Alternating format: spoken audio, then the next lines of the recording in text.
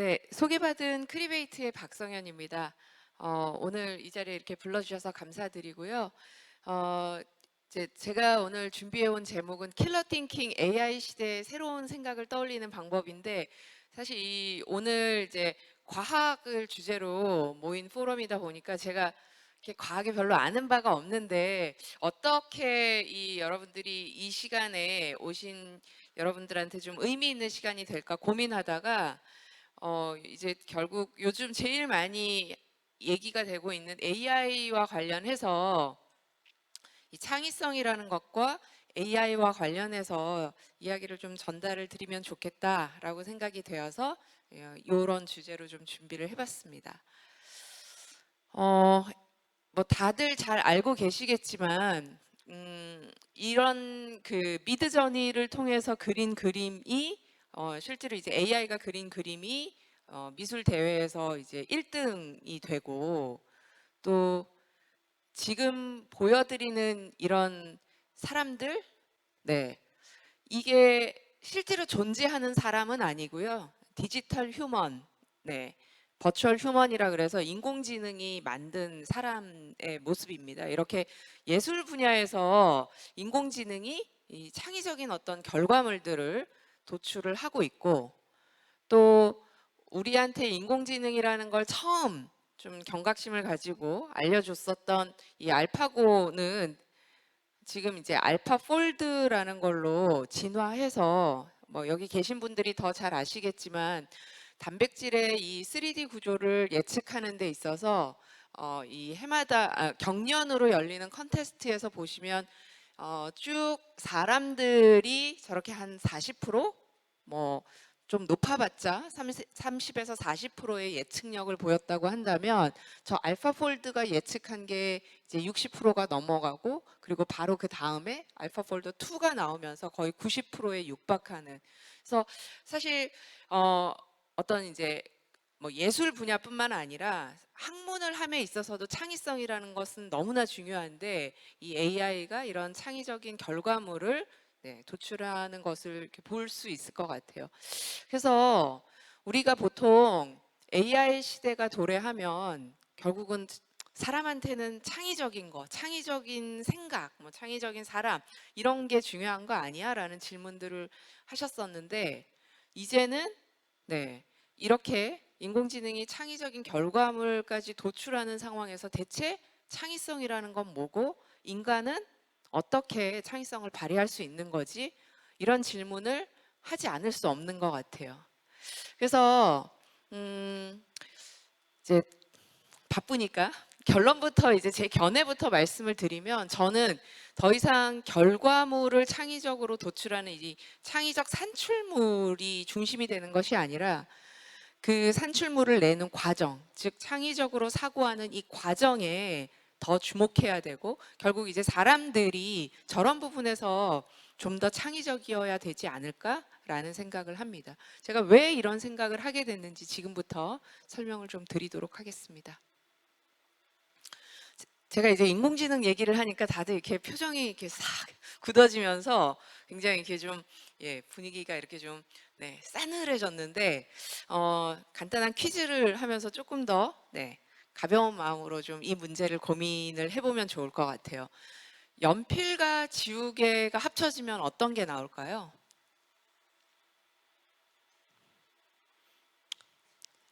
네, 맞습니다. 별로 어려운 거는 아니고, 이렇게 이제 지우개 달린 연필, 이런 걸 이제 사람들이 생각을 할 수 있겠죠. 그러면 이번에는 가구랑 세탁기가 결합이 되면 어떤 게 나올까요? 가구랑 세탁기가 어떻게 연결될 수 있지? 네. 이런 게 나올 수도 있을 것 같아요. 스타일러라는 제품인데요. 사실 이제 이 제품은 이제 크리베이트 저희 회사에서 이제 낸 아이디어였었는데, 이제 처음부터 이런 모습은 아니었고요. 얘는 이제 옷을 여기다가 넣어두기만 하면 이제 얘 먼지도 제거해주고 냄새도 제거해주고 주름도 없애주고, 마치 옷을 이제 빤 것처럼 새옷같이 입을 수 있는 이런 이제 기계입니다. 그래서 요즘 뭐 세탁기보다 더 많이 판매가 되고 있는 제품인데, 이 제품도 처음에는 보시는 것처럼 이 우리 여름철에 물 먹는 하마, 이런 제습할 수 있는 이제 그런 그 제품들을 이렇게 행어 밑에다가 두는데, 그 불편하니까 그러면은 아예 행어랑 제습기를 합치자. 그래서 이 행어에 걸어두기만 해도 제습이 되는 거를 만들면 어떻겠냐, 뭐 이런 아이디어를 냈어요. 그래서 뭐 좋은 아이디어기는 한데, 보통 그런 아이디어가 나오면 좋은 아이디어야. 근데 이게 이제 행어가 철로 되어 있는데, 그러면은 그 철에 습기를 어떻게 제거할 거고, 막 이런 문제들을 또 막 고민하기 시작하겠죠. 근데 좋아. 그럼 이제 얘를 좀 더 디벨롭을 해보자. 그랬더니 왜 습기만 제거가 되냐? 먼지도 좀 없애주자. 균도 없애주자. 네, 주름도 없애주자. 뭐 이런 이제 아이디어들이 덧붙으면서, 네, 요런, 네, 보시는 것처럼 이제 뭐 먼지 집진 장치가 있고 송풍팬이 돌아가고, 이런 이제 가구와 세탁기가 결합된 스타일러라는 제품의 아이디어가 탄생되게 되었습니다. 그래서 그러니까 처음부터 어떤 이제 네, 처음부터 어떻게 보면 이제 이런 멋진 아이디어가 나온 게 아니라, 보시는 것처럼 이렇게 아이디어를 디벨롭해 가면서 이런 이제 새로운 제품, 단순히 세탁기를 조금 더 좋게, 혹은 냉장고를 조금 더 좋게 이렇게 만든 게 아니라, 이렇게 기존에 존재하지 않은 없던 카테고리를 만드는 거를 뉴 카테고리를 이제 만든다, 이렇게 표현을 하는데, 그런 제품을 만들기도 했고요. 또 서큘레이터랑 공기청정기가 합쳐지면 어떤 모습이 될까요? 네, 서큘레이터랑 공기청정기가 합쳐지면 이런 게 나올 수도 있을 것 같아요. 이 제품도 역시 우리가 에어컨 틀어놓으면 찬바람 멀리 가라고 앞에 선풍기 같은 거 두잖아요. 그래서 그런 모습의 아이디어를 착안을 해서 공기청정기랑 서큘레이터를 합쳐서 이제 저런 모습으로 만들었는데, 그럼 이제 두 개를 합쳤을 때 과연 이제 어떤 일이 벌어질까를 생각을 해보면, 단순히 그냥 합쳐놨다고 다가 아니라, 이 합친 것이 좋은 깨끗한 공기가 이제 멀리 멀리 갈 수 있게, 그러면 이제 얘를 한 구석탱이에 놓는 게 아니라 가운데 두자. 가운데 두면 네모보다는 세모가, 저기 동그라미가 좋을 것 같아. 그래서 이제 원형으로, 그리고 이왕 원형으로 한다면 일종의 얘를 이제 플랫폼처럼 쌓아서, 방의 크기가 커지면은 더 센 공기청정기를, 또 방의 크기가 작아지면 조금 약한 공기청정기를, 이걸 이제 매번 방을 바꾸고 이사를 갈 때마다 새로 구매를 하는 것이 아니라, 그래서 아예 여기에 공조와 관련된 것들을 이제 플랫폼처럼 쌓아보자. 그래서 뭐 제습기도 여기다 올리고, 심지어 이제 에어컨도 여기다가 좀 쌓자, 뭐 이런 되게 급진적인 아이디어까지 나왔는데, 결국 이제 현실화된 것은 공기청정기를 저렇게 단으로 쌓아서 서큘레이터랑 같이 합친 저런 모습으로, 네, 아이디어를 냈었고 제품화되었습니다. 저는 이렇게 기업들한테 새로운 아이디어를 제공하는 아이디어 컨설팅 일을 하고 있고요. 그래서 저는 이제 아이디어 컨설턴트입니다라고 제 직업을 소개를 드립니다. 그런데 그래서 이제 그 아이디어 컨설팅 일을 하는 회사는 크리베이트라는 회사이고, 크리베이트는 이제 창의, 혁신 이런 걸 이제 사명으로 달고 있는 회사입니다. 그런데 이제 최근에 제가 요 킬러 띵킹이라는 책을 쓰면서 아이디어 컨설턴트 외에 작가라는 직함을 얻게 되었는데요. 한 15년 정도 회사를 하면서 아이디어를 내는데, 도출하는데 어떤 방법이 있다라는 것들을 가지고, 그 방법들을 적용을 해서 저는 이제 컨설팅 업무를 하고 있습니다. 그래서 그것들을 소개하는 책을 쓰는데, 아이디어를 도출하는 법, 이렇게 하면 얼마나 재미가 없겠어요. 그래서 제가 조금 생각을 한 게, 사람들이 어떻게 하면 좀 주목할 수 있지 고민하다가, 우리가 어떤 컨텐츠 중에서 다른 모든 것들을 압도하는 아주 탁월한 컨텐츠를 우리는 킬러 컨텐츠라고 이야기하지 않습니까? 그래서 아이디어도 그러면 킬러 아이디어라는 말을 붙여서, 그러면 킬러 아이디어를 도출하는 방법이라고 해서 킬러 띵킹이라고 책 제목을 정했더니 많은 분들이 좀 주목을 해주신 것 같아요. 그래서 오늘 그것을 계기로 이렇게 이 자리에서 여러분들을 만나뵐 수도 있는 것 같은데요. 그러면 아이디어를 도출하는데 방법이 있다라는 것이 많은 분들한테는 좀 생소한 얘기일 텐데, 이 아이디어를 도출해서 이런 아이디어를 도출하는데 그냥 내가 뿅 하고 생각하는 게 아니라 어떤 방법을 가지고 아이디어를 도출하는 것으로 제일 많이 수혜를 입은 사람이 있는데 그게 누굴까요? 네.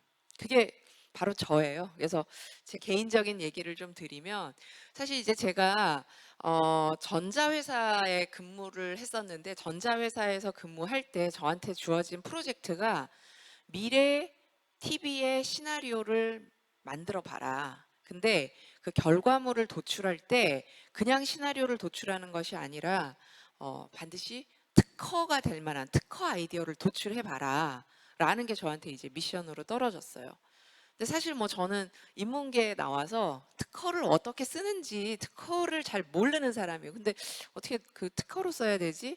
그래서 굉장히 고민하다가 보통 이제 사람들이 이제 그 아이디어를 낼 때는 문제 기반에서 아이디어를 내라 이런 얘기를 참 많이 하잖아요. 그래서 제가 생각했을 때 TV를 쓰면서 어떤 문제가 있지 고민을 해봤더니, 저는 TV를 굉장히 이렇게 막 그 채널을 왔다 갔다 하면서 보는 스타일인데 매번 이거를 이렇게 누르고 있으려니까 너무 불편한 거예요. 그래서 이제 제가 생각한 아이디어는 고스톱 TV. 그래서 딱 누르면은 자기가 알아서 착착착 넘어가다가 스탑하고 누르면 멈추고 또 고 하고 스탑할 수 있는 그런 이제 아이디어를 생각하고 너무 괜찮다.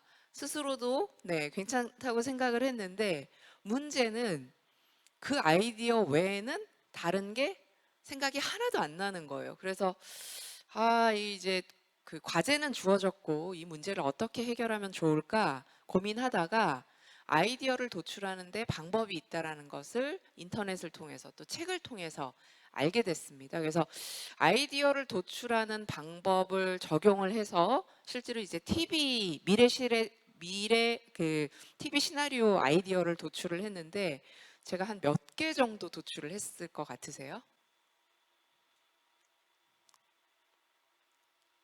100개. 네. 제가 아이디어를 100개 정도 냈어요. 그랬더니 그 중에 한 50개는 괜찮다. 그리고 한 24개 정도는 실제로 특허가 되기도 했습니다. 그래서 이렇게 이제 해외 특허까지 도출을 하게 되었는데요. 그래서 이제 제가 창업 후에 제일 먼저 한 일은 아이디어를 도출하는 여러 가지 방법들을 이렇게 정리하는 거였어요. 그래서 인터넷에 아이데이션, 아이디어 제너레이션 이런 방식으로 막 검색을 해보면 무수히 많은 방법들이 있다는 걸 여러분들도 아실 수가 있을 거예요. 그래서 그 방법들을 정리해서 처음에는 이제 저는 너무 신기한 거죠. 이게 내가 그냥 아이디어를 내는 게 아니라 인위적으로 아이디어를 조작해가지고 억지로 막 네, 아이디어를 막 조작해서 냈더니 실제로 이제 그게 특허가 되는 그런 경험을 하고 나서 굉장히 학구적으로 아이디어 메소드 카드에는 막 스텝 1, 스텝 2 막 이런 식으로 이제 열심히 정리를 했더니, 또 거기서의 문제는 사람들이 당최 무슨 얘기인지 알아먹을 수가 없다는 거예요. 저만 알아볼 수 있는 거예요. 그래서 그 다음에 시도한 것은 이제 아이디어 카드라고 해서 메시지를 정리해서 이제 이런 아이디어 카드 형태로 만들었고요.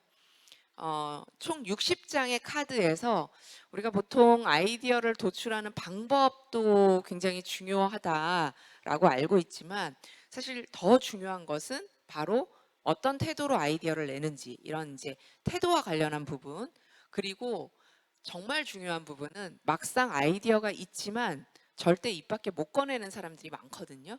용기가 없어서일 수도 있지만 괜히 내가 얘기해봤자 나한테 돌아오는 건 일밖에 없다. 뭐 이런 네, 약간 이제 조금 비판적인 생각에 아이디어를 함부로 입 밖으로 꺼내지 못하는 사람들도 많아요. 그래서 인커리지먼트까지 이렇게 세 개의 카테고리에서 20장씩 총 60장의 아이디어 카드를 만들었고요.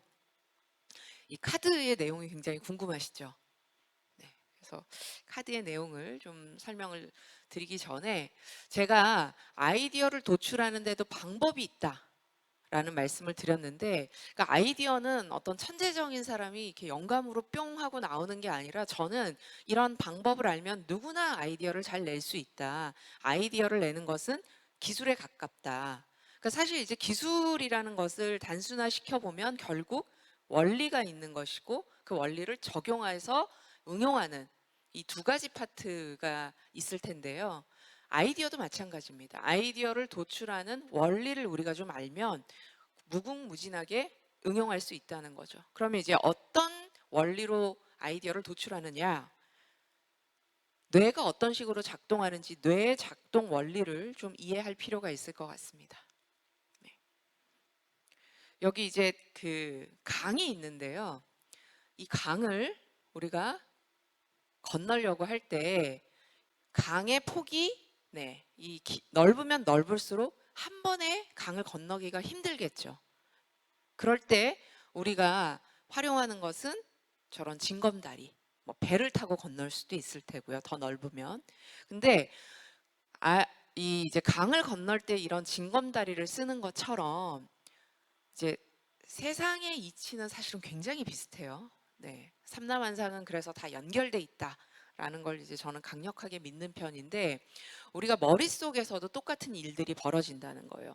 어떤 새로운 개념을 도출할 때 이 멀리 있는 강이라고 생각을 해보면 한 번에 빅점프를 해서 아이디어를 내는 건 굉장히 어려운 일입니다. 그런데 바깥에서 보기에는 우리의 사람의 머릿속을 들여다볼 수 없기 때문에 마치 이게 빅점프를 한 것처럼 보이지만, 사실은 저 돌다리를 차근차근 건너서 스몰 점프들을 이어서 빅점프를 하는 것이거든요. 그러니까 제가 예로 설명을 좀 드리면, 제가 만약에 개라는 키워드를 여러분들한테 말씀을 드렸어요. 머릿속에 어떤 게 생각나세요? 개.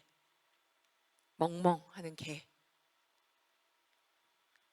뭐 개집, 뭐 개사료 막 이런 것들이 머릿속에서 생각이 나실 거예요. 그런데 저기 뒤에서 누군가가 먹구름요 이러면, 에이? 개라고 했는데 왜 먹구름이지? 의아하실 거예요. 근데 이제 이 사람 머릿속을 따라가 보면 개, 그랬더니 고양이가 생각났고, 우리 집 고양이는 회색인데 회색했더니 먹구름. 이런 식으로 생각이 이렇게 튀는 거거든요. 소위 말해서. 그래서 제가 이제 요런 이제 간단한 사례를 말씀을 드리니까 너무 엉뚱한 거 아니야? 라고 생각할지 모르겠지만, 우리가 어떤 주제가 주어졌을 때 저 사람 굉장히 어떻게 저런 생각을 했지?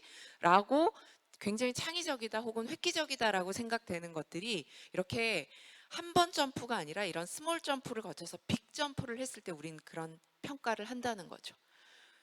그렇다면 우리가 아이디어를 잘 내기 위해서는 결국은 이 돌다리가 많아야 된다. 돌다리가 많다는 얘기는 결국 내 안에 인풋이 많아야 된다. 여행을 해라, 경험을 쌓아라. 이 모든 것들은 사실은 이런 돌다리, 재료들이, 건너뛸 재료들이 굉장히 많다라는 의미이고요. 그리고 이게 속도가 빠른 속도로, 그러니까 느린 속도가 아니라 빠른 속도로 저 멀리까지 갈 때 우리는 생각을 비약적으로 점프시킬 수 있는 것이죠. 사람들이 사실은 이제 저는 이렇게 뇌 지평을 넓히는 작업에 우리가 열중해야 된다라고 생각을 하는데, 다들 아파트 평수 넓히는 거에만 골몰을 하고 있죠. 그래봤자 20평, 30평, 100평이 안 되는데, 그렇죠? 근데 뇌의 지평을 넓히는 것은 아주 무궁무진할 것 같아요. 어쨌든 뇌가 작동하는 방식에 있어서의 핵심 원리는 우리가 한 번에 생각하지 못하지만 쪼개서 단계적으로 생각하면 충분히 이 단계들을 밟아서 저기 멀리까지 갈 수 있다라는 원리를 가지고 아이디어 카드라는 걸 만들었습니다. 예를 들어서 우리가 제일 많이 듣는 얘기 중에 하나가, 야, 발상을 전환해봐, 뒤집어서 생각해봐, 이런 얘기 참 많이 들어요. 그런데 막상 뭐 어떻게 해야 발상을 전환할지, 뒤집어서 생각할지 막막한 경우가 많거든요. 근데 이럴 때 생각을 쪼개서 해보는 거죠. 새로운 피자 아이디어를 우리가 떠올린다라고 가정을 한번 해보자고요. 그러면 어떻게 우리가 새로운 피자 아이디어를 떠올릴 수 있을까요? 새로운 피자, 어떤 게 떠오르세요? 먹고 싶다, 뭐 이런 생각밖에 안 들죠, 그렇죠? 네, 뭐 불고기 피자, 김치 피자, 뭐 이런 게 이제 머릿속에 생각날 수도 있을 텐데 제가 말씀드렸죠. 생각을 쪼개자. 그러면 처음에 피자가 가지고 있는 고정관념부터 생각을 해보자는 거죠. 피자는 동그래, 피자는 납작해, 피자는 조각으로 잘라 먹어. 그러면 동그란 게 아니라 네모면 어때? 동물 모양이면 어때? 정해진 모양이 없으면 어때? 그러면 그때부터 못난이 피자, 큐브 피자, 동물 피자 막 이런 게 생각이 난다는 거예요. 이런 방식으로 피자 아이디어를 생각하면 정말 100개도 아주 거뜬히 만들 수 있습니다. 조각으로 잘라 먹는 게 아니라 말아서 김밥처럼 먹는 롤 피자 이런 걸 생각해 볼 수도 있고요. 왜 콜라랑만 먹어? 사이다랑 먹으면 안 돼? 막걸리랑 먹으면 안 돼? 와인이랑 먹으면 안 돼? 동치미랑 먹으면 안 돼? 동치미 피자. 제가 동치미 피자 얘기했더니 강의 들으시는 분 중에 한 분이 저 얼마 전에 동치미 피자집 갔다 왔어요 하시는 거예요. 네. 문 열고 나가면 다 피자집이거든요. 엄청나게 많은 피자집 중에서 사실 동치미 피자는 그 존재만으로 동치미랑 피자를 같이 판다는 것만으로도 사람들이 기억할 수 있거든요. 네. 그래서 지금 모든 것이 풍부한 이 시대에는 기억될 수 있는 것, 기억할 수 있는 게 사실은 굉장히 중요하죠. 그래서 저한테 피자 가게 차려야 되니까 피자 아이디어 만들어 주세요 하면 저는 정말 100개도 1000개도 만들 수 있을 것 같아요. 제가 너무너무 창의적이어서가 아니라 저런 방식대로 생각을 확장하면 누구나 그렇게 아이디어를 낼 수 있다는 거죠. 그래서 저희가 이제 회사랑 프로젝트를 할 때도 현대자동차에서 제품을 가지고 혁신하는 거 말고요. 저희는 서비스로 혁신하고 싶어요. 우리가 제품뿐만 아니라 자동차 서비스까지도 최고라는 이미지를 심어주고 싶어요. 그래서 이제 저희한테 의뢰를 해서 우리가 이제 제안을 했었던 프로젝트가 이제 그 서비스들이 왜 애프터 서비스만 있냐? 그럼 비포 서비스를 하려면 어떻게 해야 되는 거냐? 그러니까 애프터 서비스를 뒤집은 비포 서비스. 물론 이제 이 비포 서비스가 나오는 건 그냥 단순히 다 뒤집어서만 나온 게 아니라 얘가 얼마나 니스가 있는지 그리고 또 이것을 구체적으로 구현하기 위해서 무엇을 해야 되는지를 같이 컨설팅을 했었던 결과물이기는 한데요. 그러니까 이런 식으로 우리가 연구에 있어서도 마찬가지인 것 같아요. 그러니까 제가 이제 아주 간단한 사례를 보여드렸기 때문에 그냥 그런가 보다라고 생각하실지 모르겠지만 내가 연구를 함에 있어서 더 이상 생각에 진척이 잘 안 될 때 내가 이 연구에 대해서 가지고 있는 가설들이 뭐지? 이런 것들을 쭉 적어서 걔를 조금 다르게 생각해 보는 것만으로도 새로운 것들을 얻을 수 있다는 거죠. 만약 다른 사람이 된다면, 네가 어린이라면, 소비자라면, 스티브 잡스라면 어떻게 할래? 뭐 이런 거를 생각을 해볼 수도 있을 것 같아요. 보통은 우리가 조직 내에서 다양한 사람들이 모여 있으면 굳이 다른 사람이 될 필요도 없이 그 다른 사람들이 새로운 이야기들을 던져줘요. 그런데 연구 집단은 연구자들끼리, 또 상품 기획을 하는 사람들은 상품 기획자들끼리, 디자이너는 디자이너들끼리 서로 굉장히 비슷한 사람들끼리 모여 있으면 비슷한 생각밖에 할 수가 없거든요. 그럴 때는 내가 다른 사람으로 빙의해서 생각을 해보는 것도 도움이 될 것 같습니다. 우리가 가전회사한테 야 새로운 청소기 좀 만들어봐 라고 하면 누가 시키지도 않았는데 이 가전회사에 근무하는 사람들은 한결같이 다 어떻게 하면 더 세게 어떻게 하면 더 조용히 그렇게 빨리는 청소기를 만들까 이거만 고민들을 하세요. 그런데 만약에 이건 이제 제가 상상력을 발휘한 건데 나이키 보고 야 청소기를 한번 만들어 봐라 라고 하면 이런 청소기를 만들지도 모를 것 같아요. 가사노동도 스포츠다. 그래서 이제 굉장히 청소를 재미있게 하는 요걸로 이렇게 먼지 같은 것도 빨아들일 수 있게 하고, 큰 쓰레기 같은 경우에는 이렇게 집진 장치에 이렇게 넣어서, 네. 이런 걸 누가 쓸까요? 요즘은 청소를 엄마나 아빠만 하는 게 아니라 온 가족이 같이, 가족이 재미있게 청소를 할 수도 있을 테고, 또 아이들의 청소 습관을 길러주기 위해서 부모님들이 또 이런 걸 하실 수도 있을 것 같아요. 그래서 우리가 이제 다른 사람으로 빙의해서, 내가 지금 과학자는 이렇게 문제를 풀 텐데 내가 만약에 패셔니스트라면 혹은 건축가라면 이 문제를 어떻게 접근해서 풀어볼까 생각해 볼 수도 있겠죠. 또 서로 엉뚱한 것들을 연결해 볼 수도 있을 것 같아요. 네. 이제 병원이랑 맥도날드를 한번 연결해 봐라 라고 사람들한테 얘기를 하면, 사람들이 대번에 어떻게 하지? 고민하다가 뭐 의사가 삐에로 분장을 하고 근무를 하나? 네. 근데 제가 최근에 병원에 가보니까 실제로 이제 주사 세트 같은 게 있더라고요. 그래서 어머, 병원에서 맥도날드식 세트 메뉴가 통용이 되는구나, 이런 게 좀 신기하기도 했었는데요. 보통 이제 눈에 보이는 것들을 연결을 시키거든요.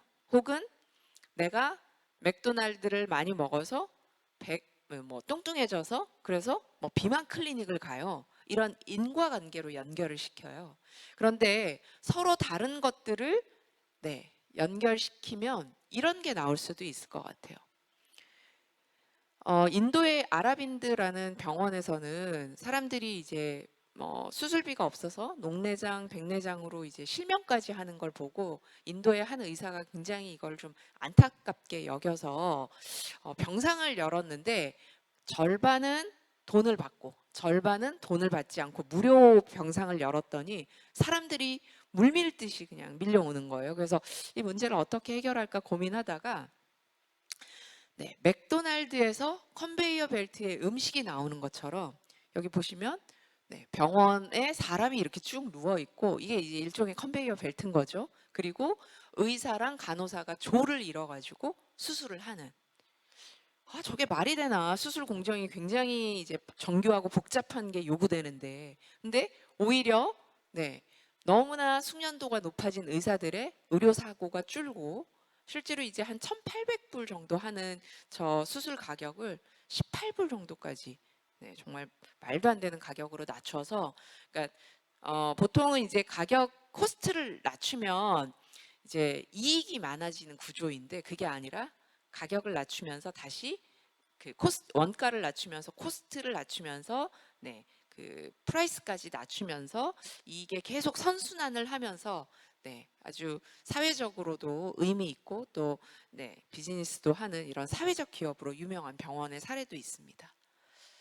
마찬가지로 이 이제 스타일러 같은 경우에도 처음에 이제 저런 아이디어가 나왔을 때 사람들은 이제 저희 이제 요 프로젝트를 의뢰했었던 클라이언트한테 이 아이디어를 갖다 줬더니 너무 좋아하지 않는 거예요. 왜 그러냐?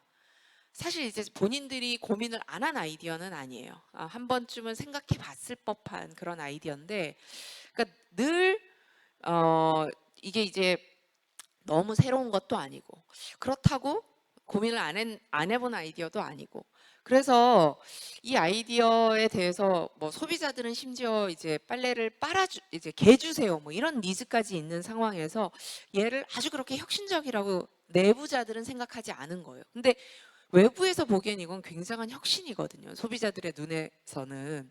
근데 이 아이디어는 될 수밖에 없습니다, 굉장히 임팩트가 있습니다 라는 걸 설득했어요.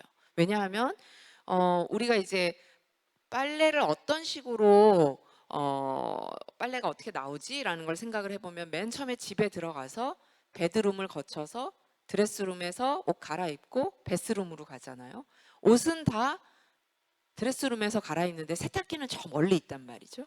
그리고 두 번째로 세제 시장이 엄청 다변화되는 거예요. 속옷 세제, 그리고 뭐 아웃도어 세제.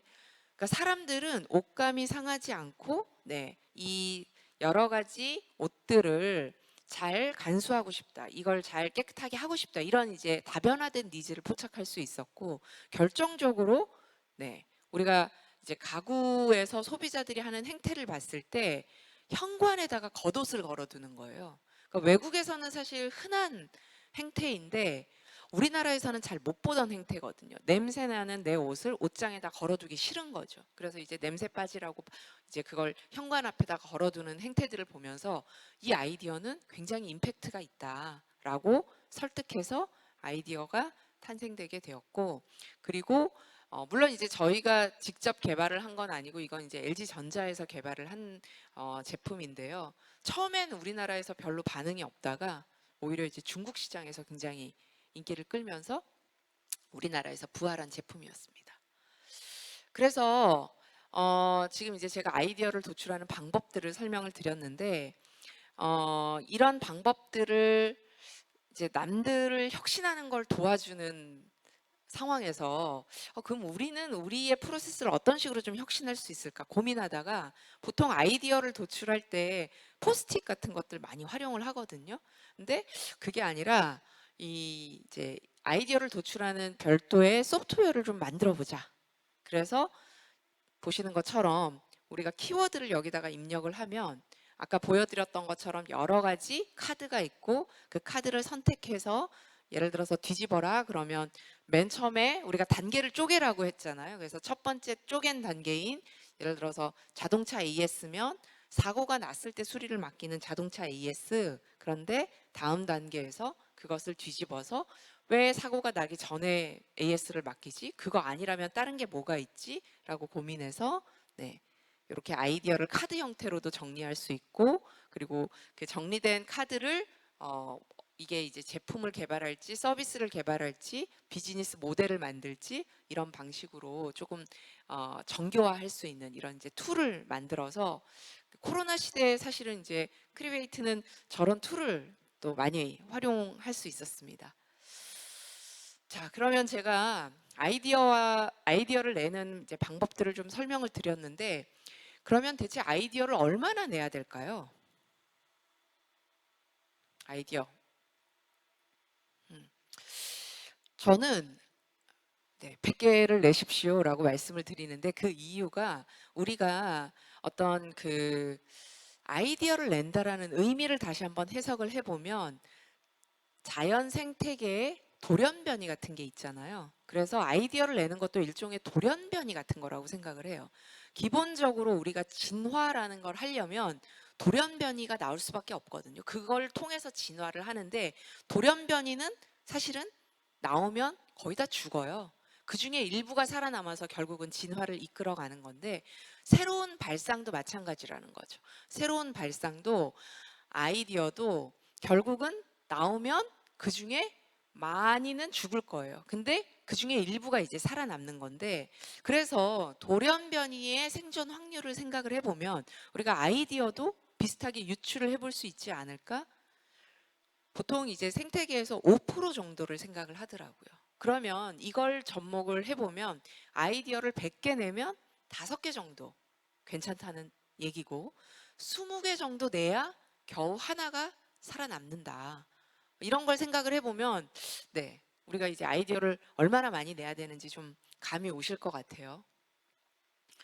실제로 위대한 어떤 작곡가들을 작품을 봐도 우리가 보통 아이디어 양도 좋은데 똘똘한 거 하나 잘 내봐 뭐 이런 얘기 많이 한단 말이죠. 그런데 양이 없이는 질이 담보가 될 수 없습니다. 그래서 보통 이제 작곡가들이 작곡의 이 개수가 뭐 0부터 지금 1000까지 있고 이 이제 얼마나 위대한지 그레이니스를 이렇게 평가를 하는데 대개의 사람들은 그냥 요 정도에 몰려 있어요. 그런데 소위 우리가 위대한 작곡가라고 이야기하는 사람들은 일단 개수가 압도적으로 많아요. 천재라는 사람들도 마찬가지라는 거죠. 에디슨은 특허가 1000개가 넘어요. 특허 공장의 공장장이다. 뭐 이런 별명이 붙을 만큼. 바흐는 네, 매주 한 편의 칸타타를 작곡을 했습니다. 네. 피카소의 작품이 3만 편이 넘는다고 하거든요.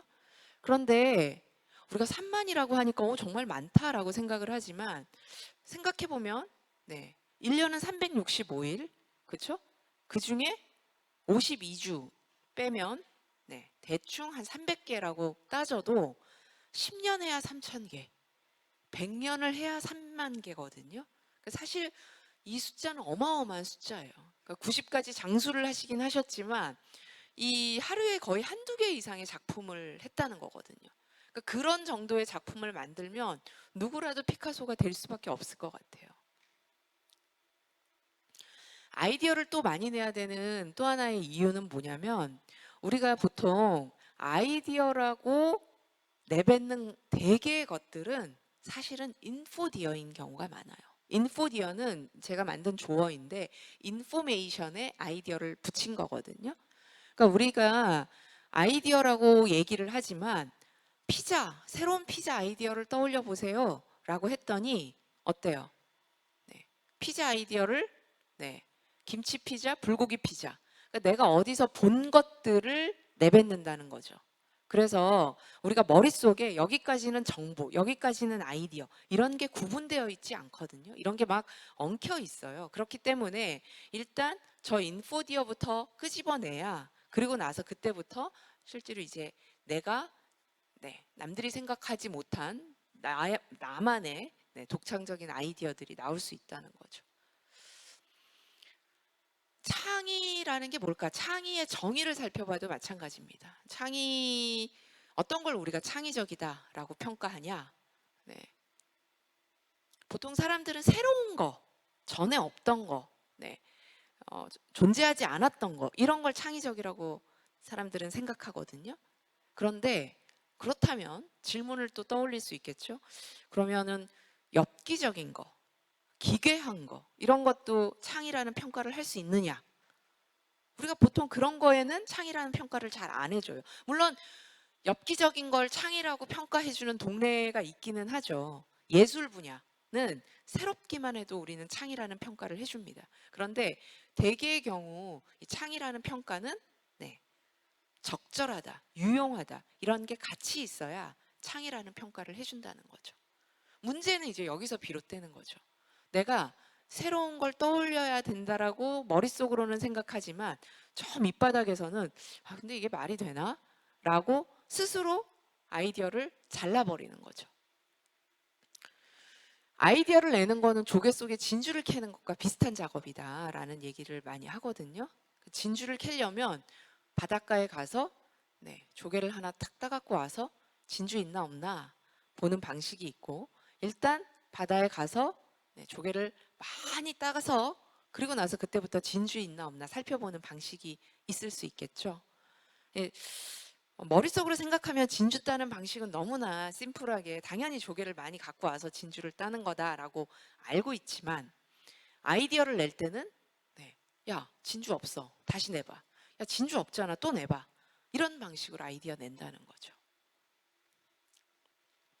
아까 제가 이제 AI 시대를 말씀을 드렸었는데, AI 시대에 창의적인 결과물이 아니라 창의적인 과정이 사람들한테 더 중요하다라고 했었던 그 이야기의 연장선상으로 조금 생각을 해보면, 그러니까 여러분들이 이제 AI를 직접 써보셨으면 아시겠지만 우리가 직접 AI를 개발하는 거는 이제 소위 말하는 빅테크 회사들이 많이 하고 있잖아요.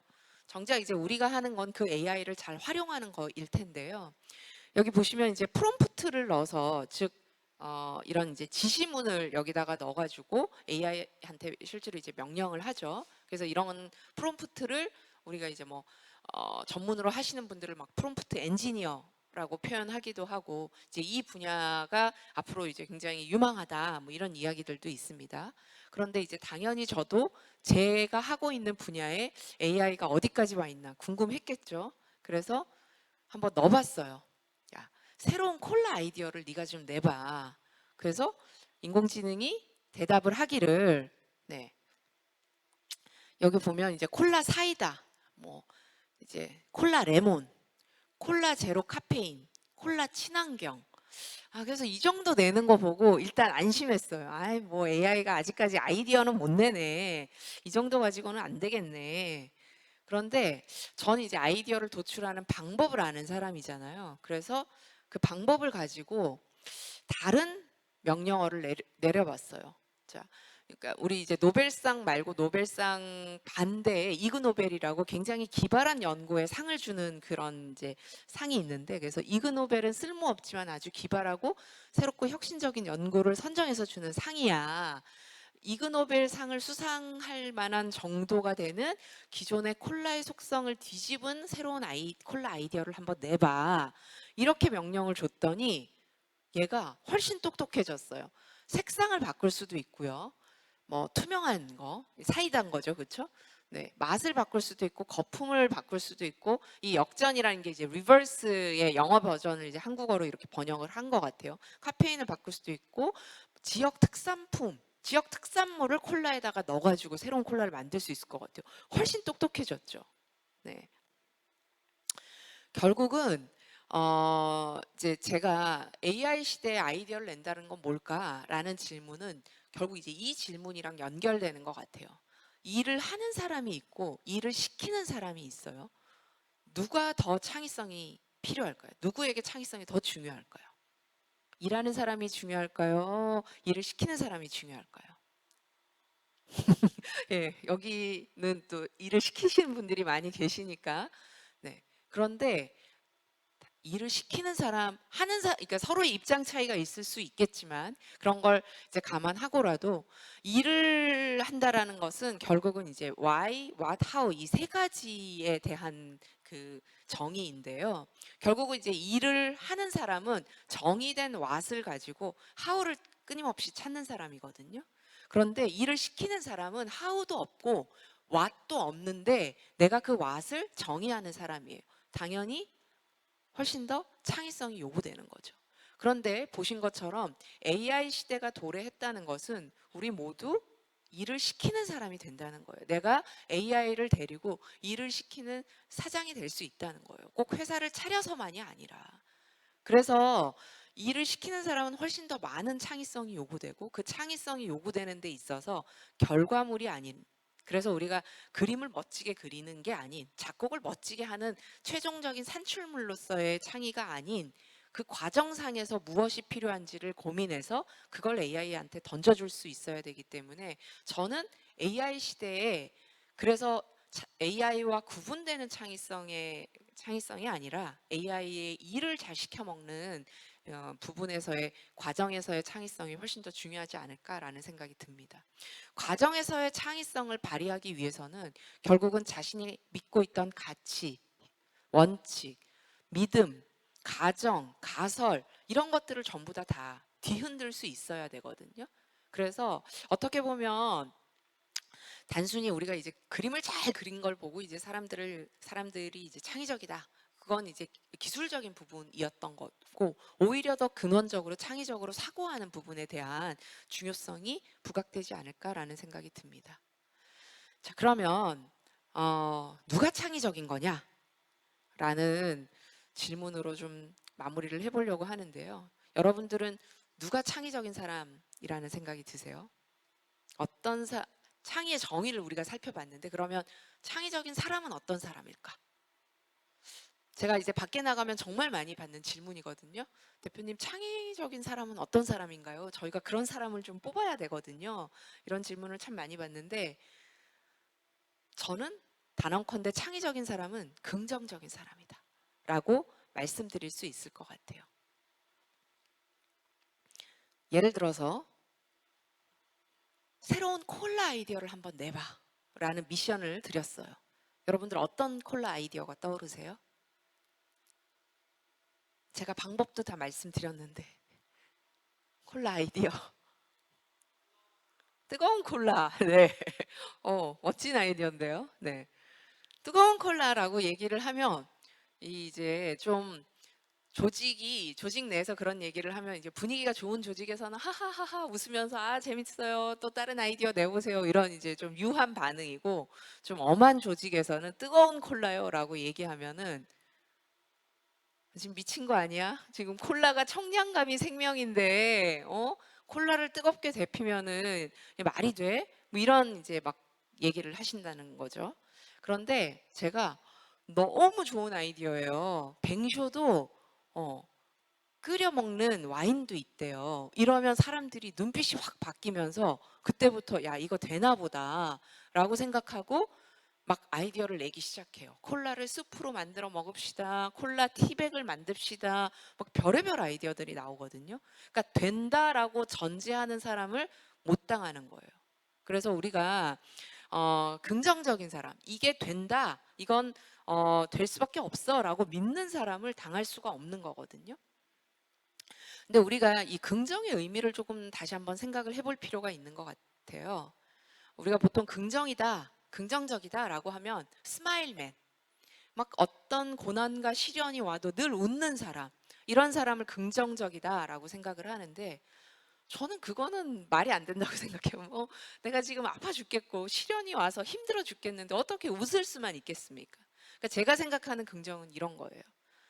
예를 들어서 화가가 그림을 한참 그리다가 병에 걸려서, 암에 걸려서 더 이상 그림을 못 그리게 됐어요. 그럼 여러분이 화가라면 어떤 선택을 하실 것 같으세요? 나 이제 그릴 만큼 그렸으니까 이제 붓을 꺾을까요? 네. 아니면 막 입으로 그리고 막 발가락으로 그리고 막 그렇게 해야 될까요? 네. 마티스는 이제 병상에서 더 이상 그림을 그릴 수 없게 되니까 가위를 들고 가위는 연필보다 훨씬 더 섬세해 라는 멋진 말을 하면서 이런 이제 작품 활동을 하거든요. 가위로 그린. 그래서 가위로 올인. 네, 그래서 한 10년 정도 더 작품 활동을 이어갔는데 우리는 이제 마티스의 이런 작품들을 잘 기억하고 있죠. 저는 이제 여기에 인간의 위대함이 있다고 생각하고 이런 게 긍정이라고 생각을 합니다. 아, 때려칠까 말까 이 두 가지 옵션을 놓고 고민하는 게 아니라 어? 가위는 어떻지? 손으로 찢어버리면 어떻지? 이런 걸 이제 생각할 수 있는 사람. 네.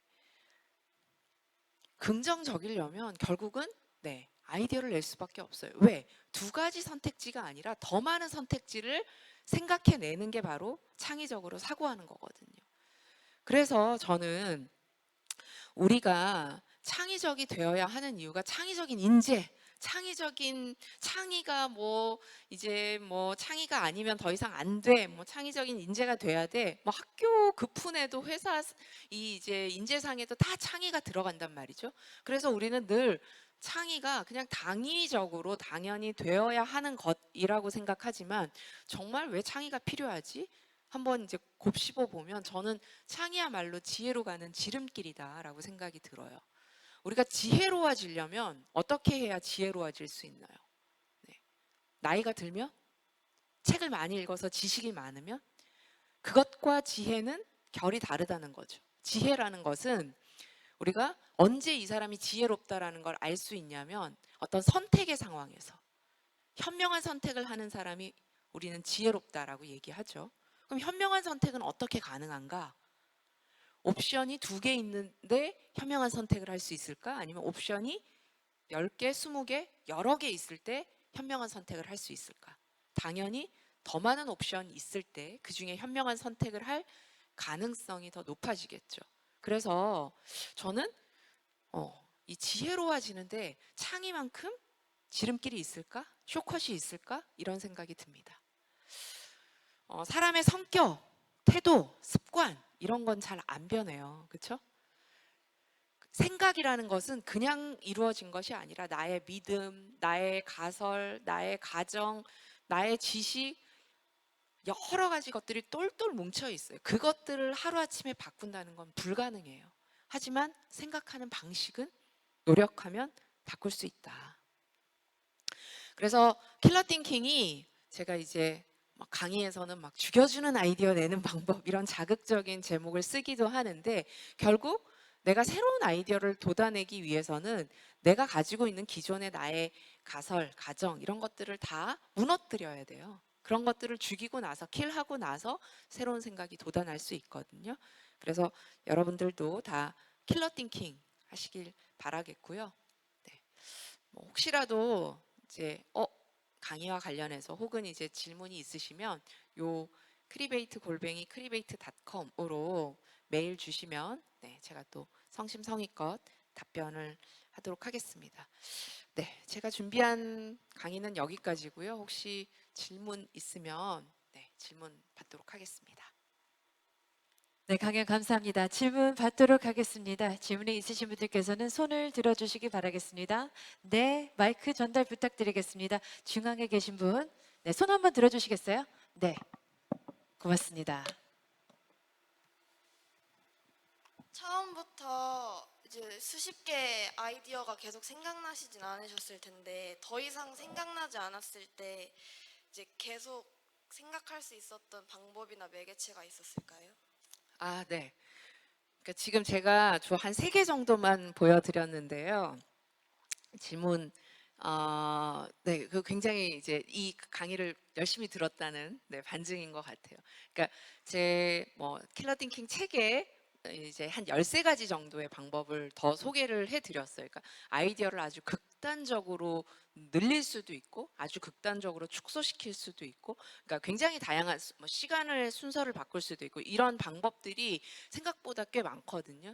그러니까 이런 이제 생각의 그 방법들을 정리한 걸로 트리츠 이런 이제 공학자들이 많이 쓰는 다양한 방법들이 있는데, 이게 이제 그 좋은 건 알아도 그걸 또 써먹을 수가 있어야 돼요. 그러니까 트리츠 같은 경우에는 써보면 이제 거기는 40가지를 가지고 이렇게 생각을 할 수 있게끔 도와주는데 너무 어려워서 이걸 배워서 써먹을 수가 없는 거예요. 그래서 이제 제가 그 아이디어 카드에는 한 20가지 정도의 방법들을 정리를 해 두었고 책에는 한 13가지 정도의 방법을 정리해 뒀는데, 그러니까 한 가지 방법을 써서 안 되면 다른 방법들로 계속 이제 시도를 해봅니다. 그래서 아까 5%의 법칙, 100개 정도가 나오면 확률적으로 그 중에 한 5개 정도는 괜찮을 수 있어요. 그래서 이 정도면은 되겠어. 물론 이제 더 내려면 낼 수 있겠죠. 그래서 일단은 여러 가지 방법들을 활용을 해서 아이디어를 내기도 하고, 특히 개인적으로 아이디어를 낼 때는 그런 방법들을 직접 적용을 해보겠지만, 우리가 조직에서 집단적으로 함께 아이디어를 내야 되는 경우들이 있어요. 이제 그런 경우에는 어떤 방법들이 가장 의미 있고 유용하다라는 것들을 파악하기 위해서 저희가 이제 몇 가지 시뮬레이션 같은 것들을 통해서 아이디어를 도출할 수 있는 프레임워크를 만들어요. 그러면 그 프레임워크 하에서 이제 아이디어를 도출하면 집단적으로, 그러니까 그룹 지니어스를 발휘하기에 굉장히 이렇게 좋은 방식으로 이제 아이디어를 도출을 하기도 하거든요. 그래서 네, 질문하신 부분에 대한 답변은 이것 외에도 굉장히 다양한 방법들이 있고, 또 그럼에도 불구하고 아이디어가 잘 안 나올 때는 아이디어는 이제 장만 묵혀야 제맛이 아니라 아이디어도 좀 묵혀두는 게 필요하거든요. 근데 아이디어를 묵혀둔다라는 의미는 내가 정말 되게 몰입감 있게 그 아이디어를 고민했다가 잠시 어딘가에 떠나 있어도 이 잠재의식 속에서는 계속 그 문제를 풀기 위해서 고민을 하고 있어요. 그래서 보면 이제 케큘레 이런 화학자들이 이제 벤젠의 화학식 같은 거 이제 꿈에서 발견하고 그러잖아요. 뱀꼬리 물린 거 이렇게 보면서.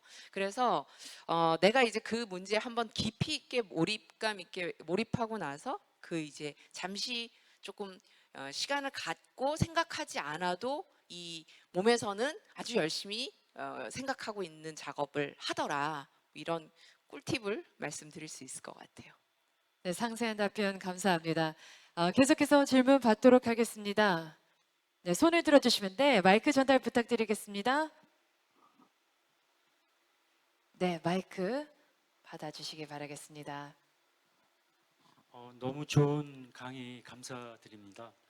우리나라뿐만 아니라 전 세계가 이제 고령화가 급속하게 진행되고 있는데, 아까 우리 뇌과학적으로 이제 그러한 문제, 징검다리에 그런 것도 있지만, 나이가 들면서 이제 생각이 고착화가 되거든요. 고령화가 되면서.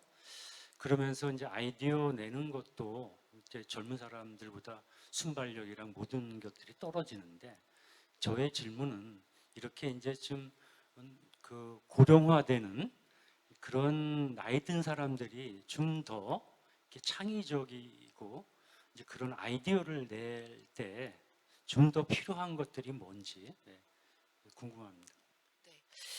그러니까 그러니까 제가 뭔가 이렇게 질문을 들으면 질문에 답변을 하는 게 아니라 동문서답을 되게 잘해요. 왜냐하면 이제 제 머릿속에 막 여러 가지 것들이 생각나기 때문인데요. 이제 그 답변을 하기 이전에 하나 말씀을 드리면 창의회에 있어서 나이, 그러니까 아주 이제 어린애들 제가 예시로 들었던 어린애들 같은 경우에 막 피자 아이디어 내라 그러면 막 공룡 피자요, 딸기 피자요, 막 새로운 아이디어를 막 잘 낸단 말이죠. 근데 오랜 동안 교육을 받는다는 건 사회화 된다는 얘기인 거고 우리가 이제 비슷하게 살아가는 훈련을 받고 나서 새로운 생각을 떠올린다라는 게 참으로 쉽진 않습니다. 그런데 어린아이들이 아이디어를 잘 낼까? 아니면 오히려 지식이 굉장히 많은 사람들이 아이디어를 잘 낼까? 이건 이제 사람마다 다를 수밖에 없는데 결국은 지식을 잘 이용해서 창의적인 사고로 꽃피울 수 있는 사람이 아이디어를 잘 내는 것이거든요. 그런데 말씀하신 것처럼 이제 중년의 나이가 되다 보면 나이를 점점 더 먹다 보면은 자기가 하던 굉장히 편하고 익숙한 방식으로 하다 보면 이제 새롭게 아이디어를 떠올리기가 쉽지가 않죠. 그래서 제가 이제 고민하는 것 중에 하나가 우리가 이제 근력이 떨어지면 결국은 운동해야 된다는 거 머릿속으로 알고 너무나 이제 잘 알고 있지만 막상 나가서 운동하게 되지 않지 않습니까? 그럼에도 불구하고 그것들의 중요성을 깨달아서 운동을 하는 거죠. 근데 운동을 한다라는 거는 내가 맨날 쓰는 근육을 쓰는 게 아니라 기존에 안 쓰던 근육을 써서 몸 전체의 근육을 골고루 발달시킨다라는 게 의미가 있거든요. 아이디어도 마찬가지인 것 같아요. 그러니까 내가 예를 들어서 뭐 요리의 아이디어를 발휘할 수도 있고 아니면 뭐 청소의 아이디어를 발휘할 수도 있고 일상생활에서도 아이디어를 발휘할 수도 있지만 내가 평소에 쓰지 않았던 머리 근육을 써서 조금 더 이제 창의성을 연마할 수도 있을 것 같아요. 그래서 제가 선생님뿐만 아니라 굉장히 여러분들한테 그런 질문을 받아서 현재 지금 이제 개발을 하고 있는 건 두 가지가 있는데요.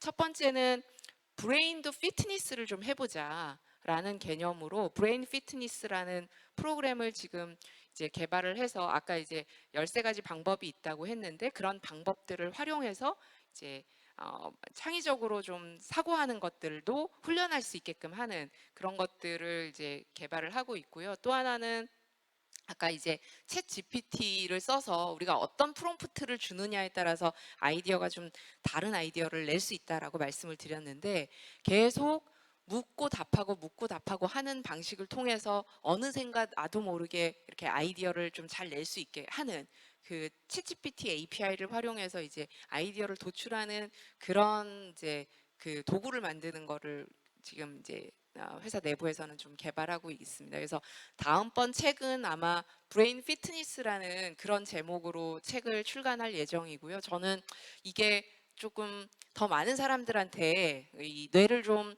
활성화시키는 측면에서 좀 많이 읽혔으면 좋겠다. 뭐 이런 바람이 있습니다. 네, 고맙습니다. 다음 질문 받도록 하겠습니다. 네, 질문 있으실까요? 네. 네. 오른쪽 맨 끝에 손 들어주시면 저희 스태프분이 네, 마이크를 전달해 드리겠습니다.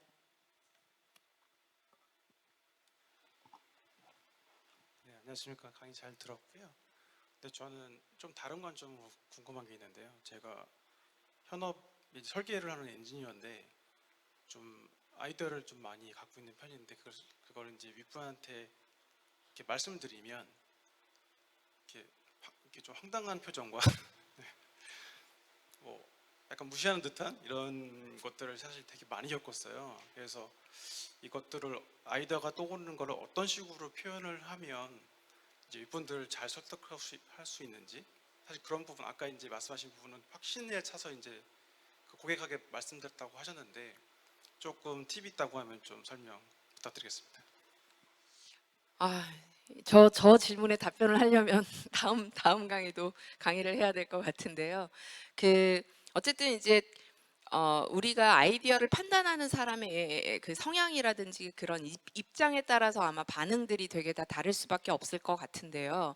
그냥 이 아이디어가 그러니까 내 아이디어를 평가해 달라는 건지 아니면 내 아이디어를 덧붙여 달라는 건지 나 자신도 명확하게 그것을 전달할 필요가 첫 번째 있는 것 같고요. 그리고 두 번째는 그 아이디어를 전달함에 있어서 보통 이제 요즘은 데이터에 기반해서, 그러니까 이제 이게 어떤 데이터들이 이러이러한 것들이 굉장히 임팩트가 있다라는 걸 이야기한다라는 부분도 같이 전달이 돼야 설득이 되는 것 같아요. 그래서 저는 이제 빅데이터 시대에 데이터가 큰 것도 중요하지만 오히려 띡데이터, 그러니까 굉장히 두툼한 데이터로 여기 이런 증거도 있고요, 이런 증거도 있고요, 증거가 1, 2, 3, 4 증거가 하나밖에, 너 이게 좋다고 생각해, 왜?